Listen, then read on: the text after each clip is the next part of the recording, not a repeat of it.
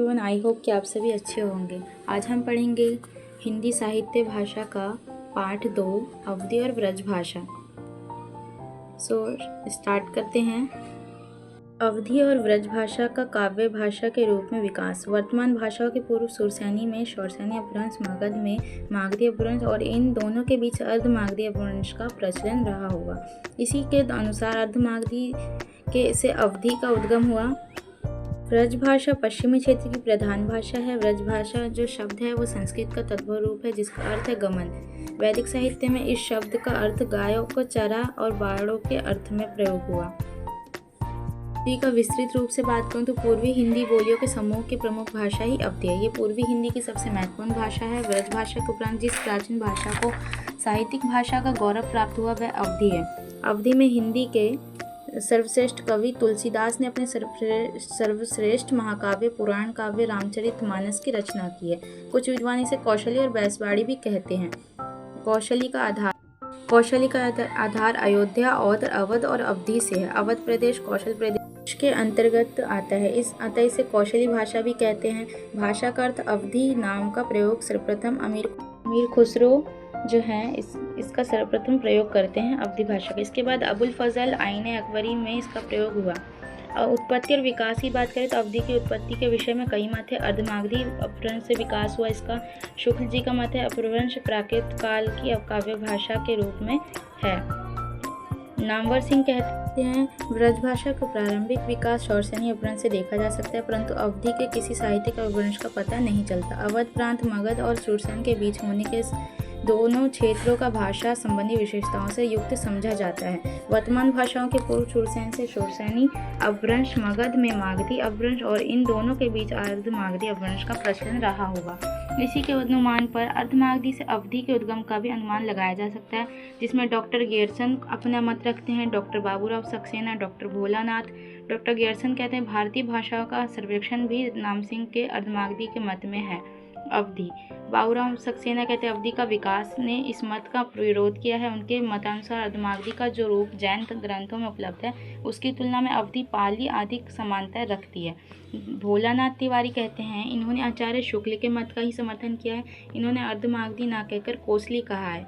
इन्होंने कोसली से अवधी का विकास माना है।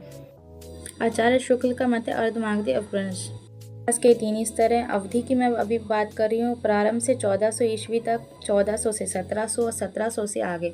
वीर गाथा काल में अवधि का प्रयोग ग्रंथों में हो। सबसे पहले मध्यकाल और भक्ति काल के संतों ने इसे अपनाया। यह काल इसका उत्कर्ष काल था। इसी काल में प्रतिष्ठित कवियों द्वारा सुंदर काव्य रचना की गई। मुख्य रूप से मलूक दास, गरीब दास, रजब दास, मथुरा दास, धनी दास, चरण दास, सहजोबाई, दयाबाई, धर्मबाई, पलटू साहब। अवधि को चरम सीमा पर पहुंचाने वाले कवि तुलसीदास ही कहे जाते हैं। ये एक तरह से बाधक भी रहे हैं, क्योंकि तुलसीदास की जो सुंदर काव्य रचना थी उसके बाद निम्न कोटि के कुछ कवियों ने इसकी रचना की, जिसका हम रीति काल में अवधि के बारे में पढ़ते भी हैं, जिसके वजह से तुलसीदास एक तरह से बाधक भी रहे हैं। उसके बाद किसी ने भी तुलसीदास के बाद अच्छे से रचना नहीं की, इसलिए तुलसीदास ही इसके आखिरी लेखक और काव्य रचनायक माने जाते हैं। अवधि की सीमाएं और क्षेत्र भाषागत सीमा और भौगोलिक सीमा। अवधि की विभाषाएं डॉक्टर बाबूराव सक्सेना ने अवधि को 3 विभाषाएं बताई: पश्चिमी अवधि, केंद्रीय अवधि और पूर्वी अवधि। ब्रज भाषा का काव्य भाषा के रूप में उद्भव और विकास के बारे में अगर हम जानें, ब्रज भाषा पश्चिमी क्षेत्र की प्रधान भाषा है। हम जान चुके हैं कि गंगा यमुना को दोआब आर्यों की पवित्र यज्ञ भूमि होने के कारण अंतर्वेदी कहलाता है। ब्रज भाषा उस भूभाग की भाषा होने के कारण इसे अंतर्वेदी भी कहा जाता है। डॉक्टर गेरसन ने कहा है साहित्यिक हिंदुस्तानी की अपेक्षा ब्रज भाषा पश्चिमी हिंदी की श्रेष्ठतम प्रतिनिधि है। ब्रज भाषा की भौगोलिक सीमाएं हैं। ब्रज भाषा भाषी क्षेत्र के उत्तर में खड़ी बोली तथा दक्षिण में बुंदेली पूर्व है तथा राजस्थान की 2 बोलियां मेवाती और जयपुरी का क्षेत्र भी है। इस प्रकार ब्रजभाषा भाषी क्षेत्र में मथुरा, अलीगढ़, आगरा, बुलंदशहर वगैरह में पाए जाते हैं, इन जिलों में आती है। अतिरिक्त हरियाणा के गुड़गांव जिले का पूर्वी भाग और राजस्थान के धौलपुर, भरतपुर, करौली, जयपुर जिले का पूर्वी भाग और मध्य प्रदेश के ग्वालियर जिले का पश्चिमी भाग भी ब्रजभाषा का क्षेत्र है। ब्रजभाषा प्रमुख 5 बोली है: भुक्सा नैनीताल की, अंतर्वेदी एटा मैनपुरी बरेली की, डोगी जयपुर बंदायू की, मिश्रित गुड़गांव व भरतपुर की, जादोवाटी करौली भरतपुर के आसपास की। इसकी ये 5 मुख्य भाषाएं, ये एग्ज़ाम में ये 5 भाषाएं ज़रूर पूछी जाती है। अब हम पढ़ते हैं ब्रजभाषा के विकास कैसे हुए। ब्रजभाषा का विकास जो है साहित्य अत्यंत विस्तृत और समृद्ध है। प्रवृत्तियों की दृष्टि से इसका विकास 3 भागों में विभाजित किया जा सकता है। पहला है प्राचीन काल 1400 से पूर्व का साहित्य, मध्यकाल 1400 से 1800 ईस्वी तक का साहित्य, आधुनिक काल जो है 1800 से आगे का साहित्य है। इसमें मध्यकाल में ये है, इस काल में सूरदास, नंददास, गोकुल नाथ, स्वामी हित, तुलसीदास, नरोत्तम दास इत्यादि कवि आते हैं। ये काल ब्रजभाषा का स्वर्ण युग कहा जाता है। अष्टछाप के कवि भी इसी काल के अंतर्गत हुए। और अगर मैं बात करूं आधुनिक काल की, आधुनिक काल में मध्यकाल में हिंदी का स्वरूप स्पष्ट हो गया था, उसकी प्रमुख बोलियां विकसित हो गई। इस काल में भाषा के 3 रूप निखर कर सामने आए, ब्रजभाषा, अवधी और खड़ी बोली। ब्रजभाषा और अवधी अत्यधिक साहित्य विकास हुआ तथा तत्कालीन ब्रजभाषा साहित्य को कुछ देशों के राज्यों का संरक्षण भी प्राप्त हुआ। अब क्या है कि हिंदी के आधुनिक काल तक आते आते ब्रजभाषा जनभाषा से काफ़ी दूर हट चुकी थी और अवधी ने तो बहुत पहले ही साहित्य से मुंह मोड़ लिया था। 19वीं सदी के मध्य तक अंग्रेजी सत्ता का महत्व में विस्तार भारत में हो चुका था। इस राजनीतिक परिवर्तन का प्रभाव मध्य देश की भाषा हिंदी पर भी पड़ा।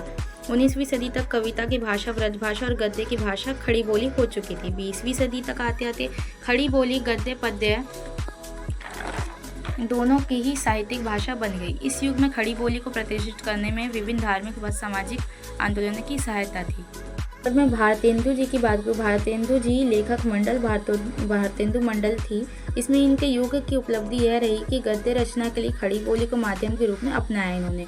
भट्ट जी ने द्विवेदी युग में ब्रजभाषा बनाम खड़ी बोली भाषाई विवाद में खड़ी बोली का समर्थन किया। ब्रजभाषा की अपेक्षा खड़ी बोली को नई चीज मानकर उसका विरोध कर रहे थे कुछ विद्वान। आधुनिक काल में भारतेंदु युग तक ब्रजभाषा का पूर्ण व्यवहार देखा जा सकता है। इस काल में रत्नाकर कविरत्न सत्यनारायण डॉक्टर रामशंकर शुक्ल की जो ब्रजभाषा के लेखक होने का श्रेय मिलता है। ध्वन्यात्मक विशेषताएं ये हैं,